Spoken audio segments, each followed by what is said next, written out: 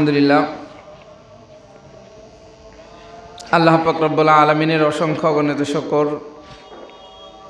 যে আল্লাহ পাক রব্বুল আলামিন আমাদেরকে লাইলাতুন নিসফ মিন শাবানের প্রথম ভাগে আল্লাহ তাআলার মহব্বতে ভালোবাসায়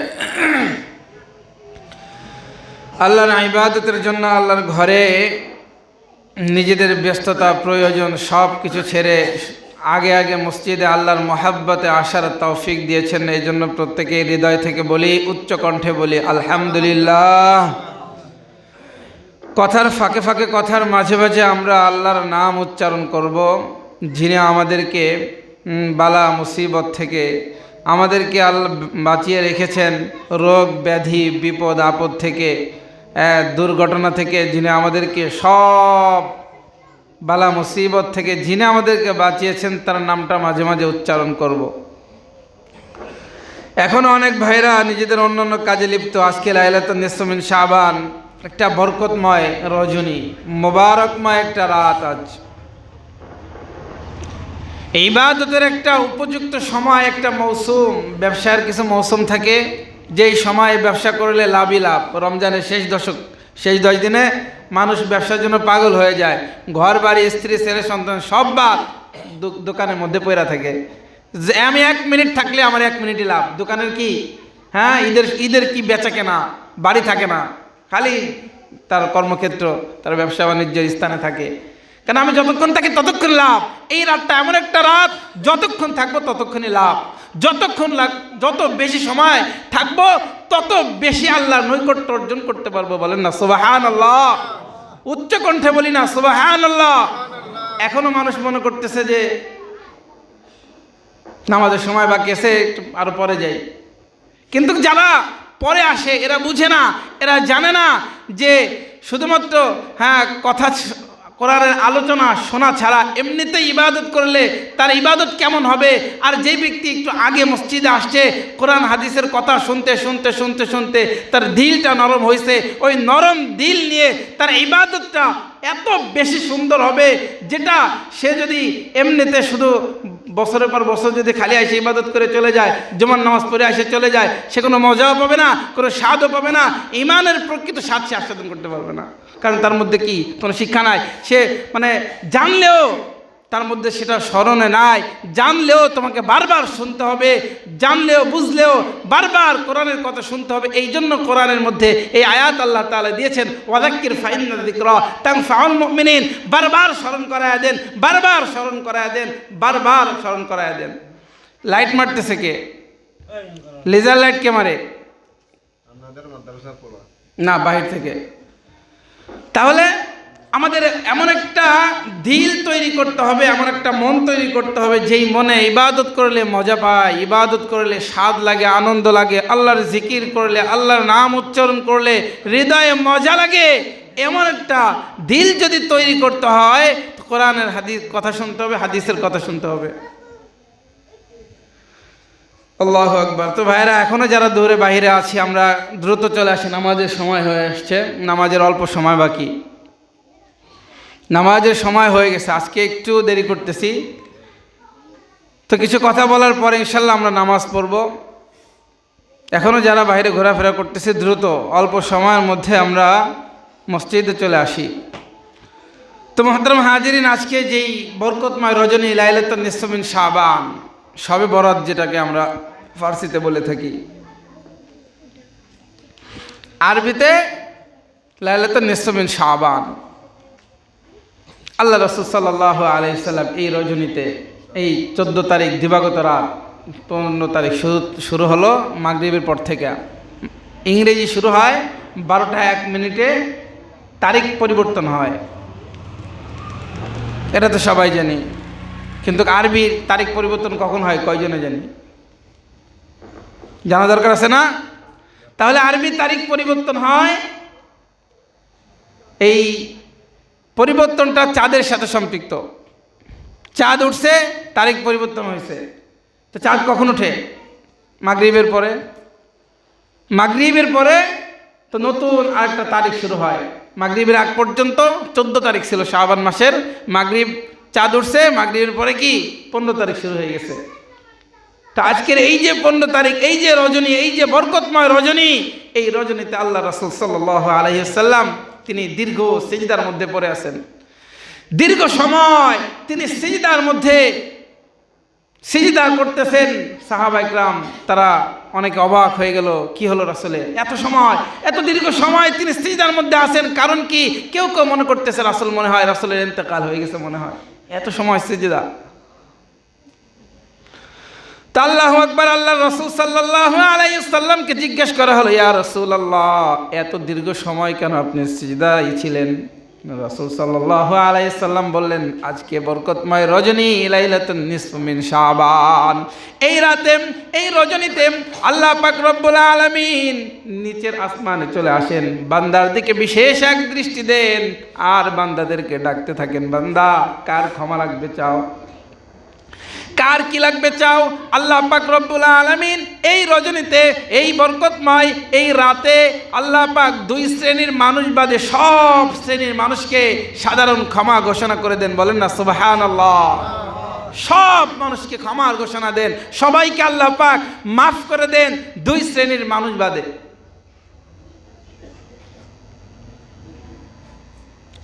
একটা হচ্ছে যে শিরিক করে, শিরিক করে না মানুষ, আল্লাহর কাছেও চায়, মাজারে গিয়েও চাইতেছে, এটা কি? শিরিক।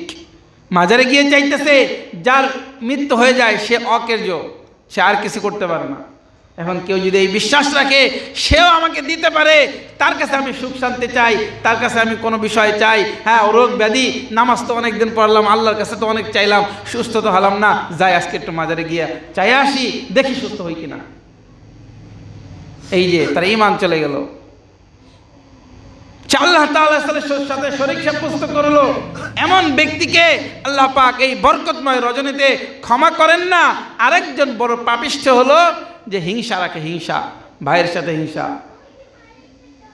বোনদের সাথে হিংসা, বোনদের বিবাহ হয়ে গেলে আর তাকে তার হক দিতে চায় না, বোনের ছেলের সাথে ভাগিনীর সাথে হিংসা, হ্যাঁ ভাইয়ের ছেলেকে দেখতে পারে না, ভাইয়ের ছেলে সামনে আসলে সে বিরক্ত বোধ করে। এই যে হিংসা, এটা আল্লাহ তাআলার কাছে জঘন্য পাপ। এই পাপিষ্ঠকে আল্লাহ তাআলা এই রাতে ক্ষমা করবেন না। তাহলে আমরা একটা আশায় আজকে মসজিদে আসছি, হ্যাঁ একটা ভরসায় আজ আমরা মসজিদে আসছি যে আল্লাহ তাআলার কাছে ক্ষমা নিয়ে যাব। আল্লাহ তাআলা আজকে সাধারণ ক্ষমা ঘোষণা করবেন, আল্লাহ তাআলার নৈকট্য অর্জন করব, সব ঠিক আছে, কিন্তু আমি শিরকও করতেছি, আবার ভাই বোনদের সাথে হিংসাও করতেছি, ভাই বোনদের ছেলে মেয়েদের সাথে, প্রতিবেশীর সাথে, পাশের বাড়িকে ম্যাক্সিমাম মানুষ পাশের বাড়িতে যারা থাকে এদেরকে দেখতে পারে না। ও আর এক জায়গা দূরের মানুষের সাথে সুসম্পর্ক ঠিক, কিন্তু পাশে যার তার প্রতিবেশী যে তাকে দেখতে পারে না। এমন ব্যক্তিকে আল্লাহ তাআলা এই রাতে ক্ষমা করবেন না। তো ক্ষমার আশায় ভরসায় আমরা মসজিদে আসলাম, হিংসা মনের মধ্যে বাসা বেঁধে রেখেছে, শিরিক করতেছি, এমন ব্যক্তি ক্ষমা পায় কিভাবে? সে ক্ষমা পাওয়ার আশা করে কেমনে? কেউ যদি বাজারে আপনারা মাছ কিনতে যান না, ইসে মাছ বা চিংড়ি মাছের ছোটো ছোটো যেই চিংড়ি মাছগুলো আমরা কিনতে গেলে আমাদের ওইদিকে যদি বলি 1 ভাগ মাছ দেন, 100 টাকা 200 টাকা যাই হোক, তো সাথে সে 1 মুঠ বা 2 মুঠ ফ্রি দিয়ে দেয়। অনেক সময় কি এই ভাগটা তোমাকে আমি দিলাম, সাথে 1 মুঠ বা 2 মুঠ কি ফ্রি দিয়ে দেয়। চিংড়ি মাছ, ইসে মাছ, গুড়ি যে ইসে মাছগুলা বা ছোটো যে কোনো মাছ কিনতে যান, চোষরা মাছ কিনতে যান, 1 ভাগ কিনতে গেলে সাথে 1-2 মুঠ এমনিতেই দিয়ে দেয়। এখন কেউ যদি বলে আমি কোনো ভাগ কিনবো না, কোনো প্লেট কিনবো না, মাছ কিনবো না, খালি তুমি যে ফ্রি মাঝে মাঝে দিতেছে 1-2 মুঠ করে, ওই ফ্রিটা আমাকে দাও, কেউ দিবে? ফ্রিটা পাইতেছে কিসের জন্য? সে 1 ভাগ মাছ কিনতেছে, হ্যাঁ ছোট মাছ, এই জন্য সে 1-2 মুঠ ফ্রি পাইতেছে। এখন কেউ যদি কয় মাছই কিনবো না, ফ্রিটা দাও, দেবে কেউ? তা আল্লাহ আমরা আসছি আজকে এই রাতে আল্লাহ তাআলার কাছে ক্ষমা নেওয়ার জন্য। যদি ফরজি বাদ দিই, যদি আমাদের শিরিক থাকে, শিরিকের মতো গুনাহ থাকে, যদি আমাদের হিংসার মতো অপরাধ আমরা যদি করি, তাহলে আমরা কোন আশায়, কোন ভরসায় ফরজ বাদ দিয়ে আমরা এই আজকে রাতে বোনাস নিতে, কীভাবে বোনাস নেব? ফ্রিটুক কীভাবে নেব? তা ফ্রিটুক যদি নিতে হয় মূলটা তো আগে ঠিক রাখতে হবে। কেউ মাগরিবের নামাজ আদায় করছে, ঈশার নামাজ আদায় করছে, ফজরের নামাজ আদায় করছে, শবে বরাত পেয়ে গেছে, কিন্তু পরের দিন জোহর পড়লো না, পরের দিন জোহরের ফরজ নামাজ আদায় করলো না, কিয়ামত পর্যন্ত যদি সে শবে বরাত পেয়ে যায়, এরপরেও এক ওয়াক্ত জোহরের ফরজ আদায় না করার কারণে সারা জীবনও যদি সে শবে বরাত পায়, তাও জোহরের কাফারা আদায় হবে না। কারণ এটা কি ফরজ। আজকের এটা কি, আজকে যে ইবাদত করবো আমরা, নফল নামাজ পড়বো, হ্যাঁ কালকে রোজা রাখবো, এ সব তো নফল। এটাকে আমরা গুরুত্ব দিতেছি। এই যে আগে আগে আলহামদুলিল্লাহ অনেকে মসজিদে চলে আসছি, হ্যাঁ কাকে সন্তুষ্টি করবার জন্য?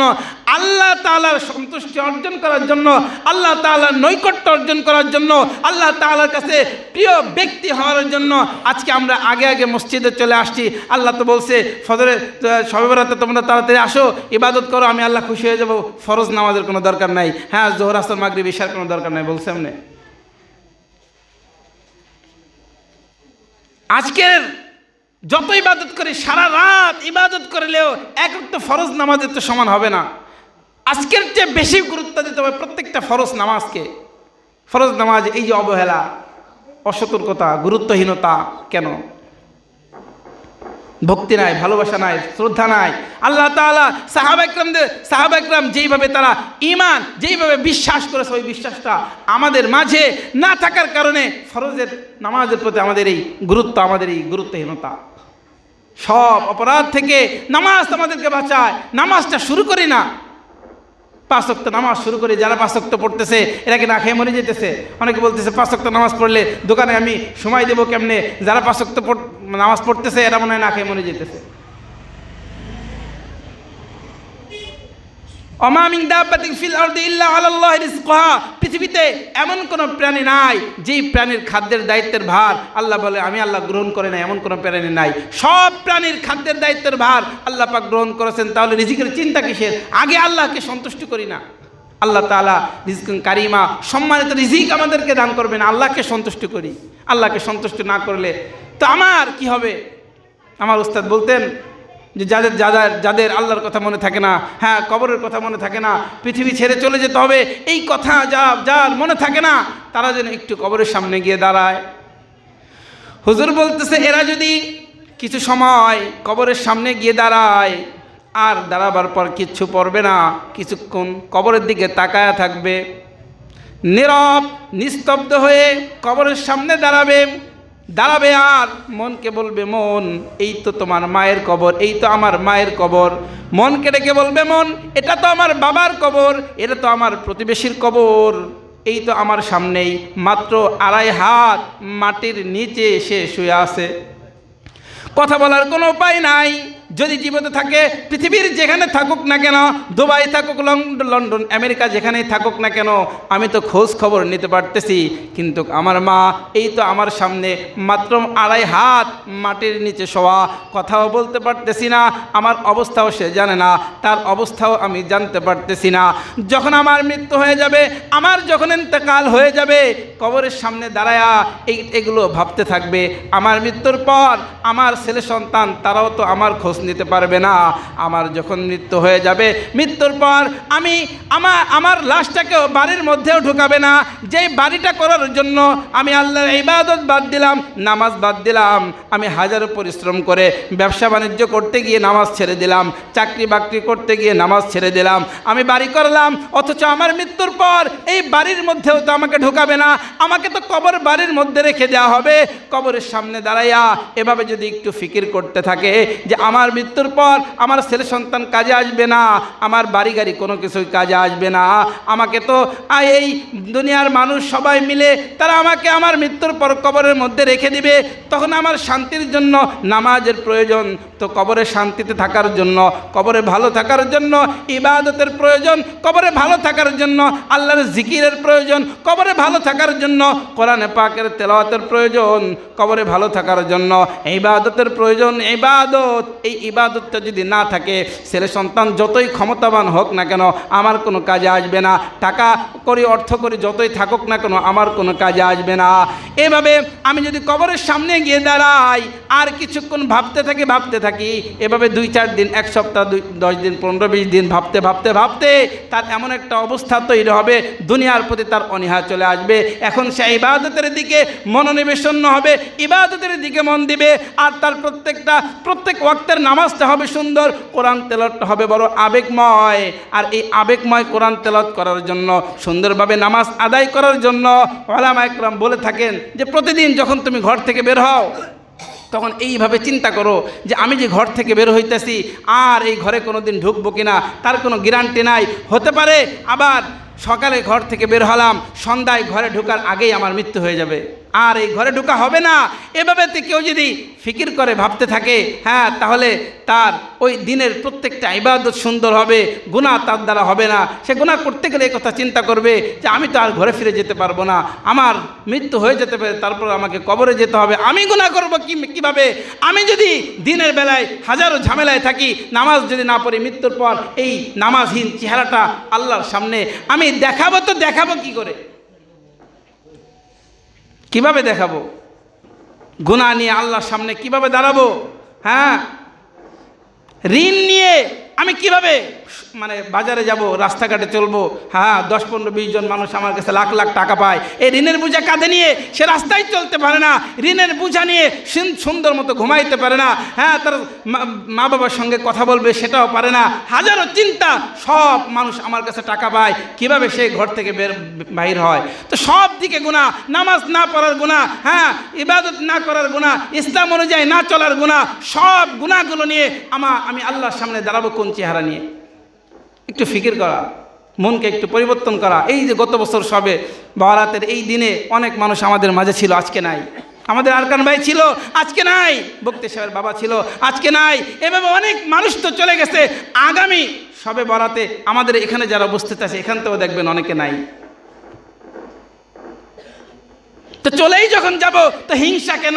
চলেই যখন যাব শিরিক কেন? চলেই যখন যাব গুনাহ কেন? এই গুনাহগুলো, এই হিংসা, এই শিরিক, এইগুলো যদি আমাদের থাকে, আজকের রাতে আল্লাহ তাআলা আমাদেরকে সাধারণ ক্ষমা ঘোষণা করবেন না। ক্ষমা পাবো না, মাফ পাবো না আল্লাহ তাআলার কাছে। মাফ নেওয়ার জন্য আজকে আমরা এখানে আসছি। যদি আল্লাহ তাআলার কাছ থেকে মাফ নিতে হয়, 1 নম্বর শিরিক ছাড়তে হবে, 2 নম্বর হিংসা ছাড়তে হবে। ভাতিজা ভাতিজি তাদের প্রতি হিংসা রাখা যাবে না, প্রতিবেশী তাদের প্রতি হিংসা রাখা যাবে না। আমার ভাই আর এক দল করুক গা, কিন্তু সে যখন দল করবে, রাজনীতি করবে, রাজনীতির জায়গায় ঘরে যখন আসবে আমার ভাই, এই সমাজে যখন আসবে আমার প্রতিবেশী, আসে ভিন্ন দল করার কারণে হিংসা যদি তারপর রাখি, আল্লাহ তাআলা আজকের এই দিনে হিংসার কারণে ক্ষমা করবেন না। যে যেটা মনে চাই করুক, কিন্তু হিংসা আমি কেন করব? আমার সমাজ, আমার এলাকা, আমার প্রতিবেশীটা আমি ঠিক রাখবো। এই হাজার ব্যস্ততার মাঝে কখনো যেন আমরা আল্লাহ তাআলাকে ভুলে না যাই। এই যে নির্বাচন করতে করতে মানুষ মুখে ফেনা চলে আসে, অথচ আল্লাহর নাম উচ্চারণ করে না। আরে যে রব নির্বাচিত করবেন আমাদেরকে, সেই রবকে আমরা কেন ভুলবো? যিনি আমাদেরকে শান্তি দেবেন, সুখে রাখবেন, সেই রবকে আমরা কিভাবে ভুলবো? তো আল্লাহু আকবার, সেই রবকে খুশি করতে হবে। আল্লাহ তাআলা আমাদেরকে সুন্দরভাবে বুঝিয়েছেন কোরআনের একটার পর একটা আয়াত। আমরা তেলাওয়াত করি না, আয়াত সম্পর্কে জানিও না, তাফসীরও বুঝি না, অর্থ বুঝি না। একটা আয়াত যদি আমরা পড়ি, মাঝে মাঝে অর্থগুলো দেখি, আপনি অর্থ না বুঝলেও শুধু কোরআনের দিকে তাকায়া থাকবেন, তেলাওয়াত করবেন, দেখবেন মনটা এমনিতেই নরম হয়ে যাইতেছে। আজকে সেই রাতে তেলাওয়াত করেন, দেখেন মনটা কিভাবে নরম হয়ে যায়। তেলাওয়াত করতে থাকেন। অনেক মানুষ যারা কোরআন তেলাওয়াত করতে পারতো না, শুধু কোরআন দিকে তাকায়া চোখের পানি ফেলাইতো, আর আল্লাহকে বলতো, আল্লাহ তোমার এই কোরআন আমি পড়তে জানি না, তাতে কি, কিন্তু মহাব্বত তো আমি করি, মহাব্বত তো করতে জানি। এই মহাব্বতের কারণে আল্লাহ তাআলা তাকেও কোরআনের প্রেমিক বানায় দিছে। আর যেই ব্যক্তি কোরআনের প্রেমিক হবে, কোরআনকে ভালোবাসবে, কোরআনকে জিজ্ঞাসা করা হয়েছে তোমাকে যে ভালোবাসবে সে তো তোমার বন্ধু, তুমি তোমার বন্ধুর সাথে কতদিন পর্যন্ত থাকবা? কোরআন জবাব দেয় যে আমাকে যে ভালোবাসবে, আমি কোরআন অনুযায়ী যে চলবে, আমি তার সঙ্গে ততদিন পর্যন্ত থাকবো যতদিন পর্যন্ত না সে জান্নাতে প্রবেশ করবে। কোরআন আমাদেরকে জান্নাত পর্যন্ত পৌঁছে দিবে। সুবহানাল্লাহ আসতে কইলেন, একটু উচ্চ কণ্ঠে বলি না সুবহানাল্লাহ। তাহলে কোরআন আমাদেরকে জান্নাত পর্যন্ত পৌঁছে দিবে। আজকের এই রাতে, আজকের এই বরকতময় রজনীতে কোরআন পড়ব তো ইনশাআল্লাহ। নামাজের মধ্যে খুব তারতিলের সহিত মানে অনেক ধীর স্থিরের সাথে আপনি যখন কোনো মানুষের সঙ্গে কথা বলেন, টাস টাস করে বলতে আসেন, মানুষ তো আপনার পাগল করব। দুম দারেক্কা কথা বলতে আসেন, খবর পড়তে আসেন, তো মানুষ কি বলবে? কারোর সঙ্গে আপনি কথা বলতে গেলে খুব সুন্দরভাবে কথা বলেন না? তো নামাজ যখন পড়েন তখন তো আল্লাহর সাথে কথা বলতেছেন, তো তাড়াহুড়া কিসের? তা আল্লাহ তো আপনাকে কি বলবে? আপনি কারোর সঙ্গে, আপনার বন্ধুর সঙ্গে কথা বলতে গেলে হ্যাঁ ফোন একটা ধরেই খালি বলতে আসেন, খুব দ্রুত বলেন, তো এরকম কেউ করে? কেউ তো এরকম করে না। মানুষের সঙ্গে কথা বলতে গিয়ে তাড়াহুড়া করে না, আল্লাহর সাথে কথা বলতে গিয়ে নামাজে কিসের তাড়াহুড়া? নামাজ তো আল্লাহর সাথে কথা বলা, মেরাজ। তো আজকের এই বরকতময় রজনীতে আমরা, আমাদের কাজ কি, আমাদের করণীয় কি? ইবাদত। হ্যাঁ, ওয়াকুমু লাইলাহা, সারা রাত আমরা কি করব?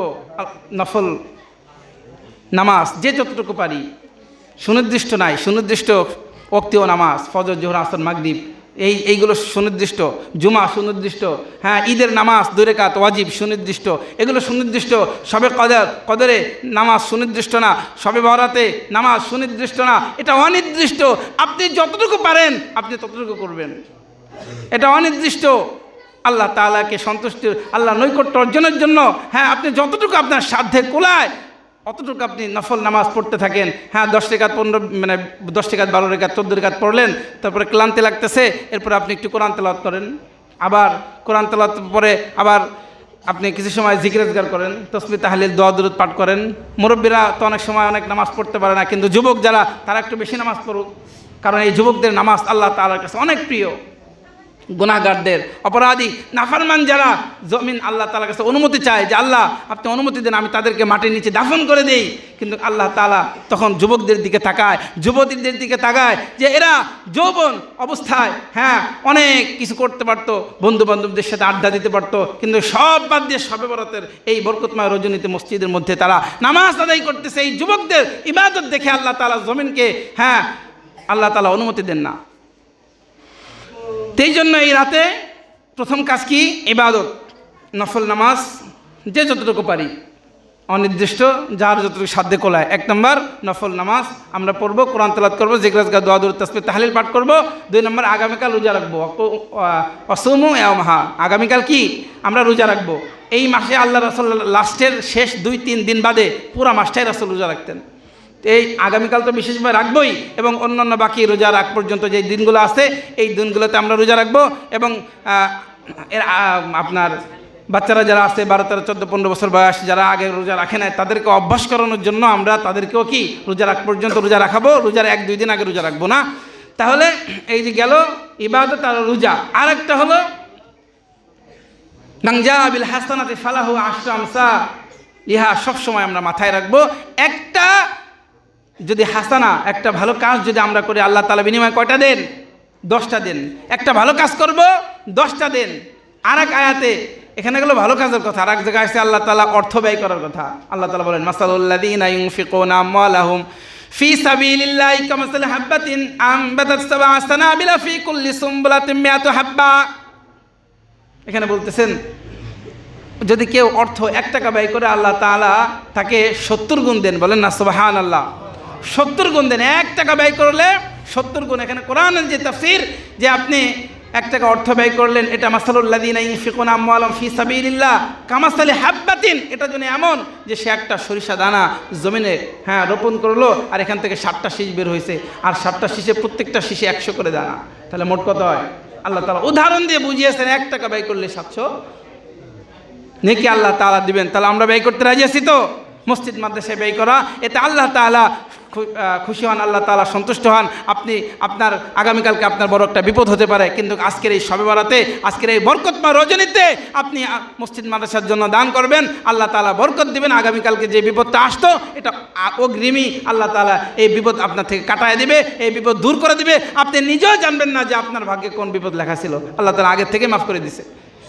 তো এইভাবে কত বিপদ, এই যে নির্বাচন আসতেছে, মানুষ কত ধরনের কত হ্যাঁ মুসিবতের মধ্যে, প্রতি সংসদ নির্বাচনে তো দেখেন না কত ঝামেলা হয়, কত বড় বড় বিপদ হয়। সব বিপদ থেকে যেন আল্লাহ তাআলা আমাদেরকে বাঁচায়, এই জন্য কী করবো? দোয়াও করব, বিপদ থেকে বাঁচার জন্য আমরা অর্থ ব্যয় করব, মসজিদ মাদ্রাসায় দান করব। তো আজকে যেটা বলার উদ্দেশ্য, নামাজের টাইম হয়ে গেছে, এখনই নামাজ পড়ব, যে আমাদের মাদ্রাসায় একটা ব্যালেন্ডারের প্রয়োজন ছিল। 4-5 হাজার টাকা দাম, প্রায় একটা ভালো একটা ব্যালেন্ডার। ছাত্রবারটা তো অনেক বাড়ছে, প্রায় 28-29 জনের রান্না হয়, তো একটা ব্যালেন্ডারের প্রয়োজন। তো এটা আমরা 10 জন ভাই একটু দাঁড়াই, মানে হাতুস করি যে 200 টাকা করে দিব। আমরা একটু পরে নামাজ দাঁড়াবো, 10 জন ভাই একটু হাতুস করি 200 টাকা করে দিব। যে কয়জন আছে একটু হাতুস করেন, 200 টাকা করে দেবো ব্যালেন্ডারের জন্য। আমরা 1 টাকা দান করলে 700 গুণ, 700 গুণ পর্যন্ত আল্লাহ তাআলা আমাদেরকে দিবেন। তো 1 ভাই, 2 ভাই, 3 ভাই, আরেকজন আরেকটু দাঁড়াই হাতুস করি, আর 7 জন 200 টাকা করে, 4 জন, 5 জন, আর 5 জন, 6 জন, আর 4 জন, আর 4 জন একটু হাতুস করি, 7 জন, 8 জন, আজকে দেন বা কালকে পরেও দিতে পারবেন, 9-10 জন, ঠিক আছে। এবার 100 টাকা করে আমরা 20 জন ভাই হাতুস করি, 100 টাকা করে বুঝাই দেন। তা 100 টাকা করে আমরা আপনার 20 জন ভাই হাতুস করি, 100 টাকা করে, 1 জন, 2 জন, 3 জন, 4 জন, 5 জন, 100 টাকা করে, 100 টাকা করে, মাত্র 100 টাকা।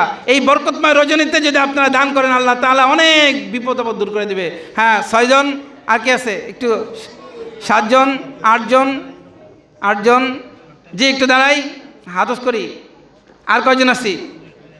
একটা ব্যালেন্ডারে তো অনেক, জি 9 জন, 10 জন, 11 জন, যে আর কয়েকজন ভাই একটু হাতুস করি, 11 জন। তো আজকের এই দিনে আমরা মানে যে যা পারে দান করলে আল্লাহ তাআলা দানকে কবুল করবেন, অনেক 700 গুণ পর্যন্ত সব দেবেন। ছাত্রবারে একটু 2-1 মিনিটের মধ্যে দাঁড়াই, ছাত্রবারে একটু উঠি, দ্রুত যে যা পারি আমরা অল্প কিছু টাকা দিয়ে দিই। আমরা ব্যালেন্ডার কেনার পরে আপনার হিসাবটাও দিয়ে দেবো, আর বাকি যদি টাকা থাকে এটা এই মসজিদের সাপ্তাহিক টাকার মধ্যে এখানে লিখে রাখবো ইনশাল্লাহ। আর যারা যারা হাতুস করছেন, টাকা দেওয়ার নিয়ত করছেন, রফিকাদের কাছে আপনার টাকাটা মেহরবানি করে দিয়ে দিবেন। জি, তো আর একটা কথা, টাকা উঠাইতে উঠাইতে শেষ কথাটা বলে দিই, সেটা হচ্ছে প্রতি বছর যে আমরা কে কথা না বলি, টাকা উঠাতে থাকি আর মাঝখানে 2টা কথা বলে আমরা নামাজ শুরু করবো ইনশাল্লাহ। প্রতি বছর আমাদের দাদা হুজুর রাত 1টার দিকে জিকির করে, জিকির।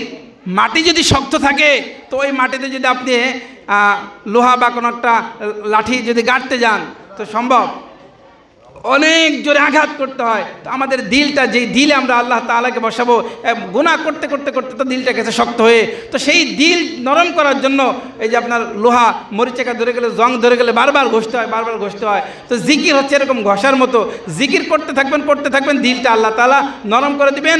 দিলের যে মরিচিকা, দিলের যে জং, এটা আল্লাহ তাআলা দূর করে দিবেন। এই জন্য আজকে রাত 1টায়, প্রতি বছরে নেয় দাদা হুজুর যেই জিকিরের ব্যবস্থা আলহামদুলিল্লাহ করছেন, প্রতি বছরই করে থাকেন। তো আজকেও একটা সময় সবাই উপস্থিত থাকবেন ইনশাআল্লাহ। আর একটা বিষয় হলো আমাদের তারাবিহ, আমাদের খতম তারাবি হবে ইনশাআল্লাহ, এবং খতম তারাবি 20 দিনে হবে। আর এখানে আমাদের হাফেজ সাহেব আছে, আমাদের নতুন যে ছাত্রটা যে পাগড়ি পেয়েছে, মাহফিলে বলেছিলাম, সেও আলহামদুলিল্লাহ তারাবি পড়াবে। আর আমাদের নুরানি হুজুর এবং আমিও, আমরা 4 জনই আলহামদুলিল্লাহ এবার তারাবি পড়াবো। আমাদের তারাবিটা ইনশাআল্লাহ 20 দিনে হবে। তো এই জিকিরের জন্য আমরা সবাই উপস্থিত থাকবো ইনশাআল্লাহ। আল্লাহ তাআলা আমাদেরকে বুঝার, আমল করার তৌফিক দান করেন, এবং আজকের এই বরকতময় রজনীতে বেশি বেশি নফল ইবাদত করার তৌফিক দান করেন।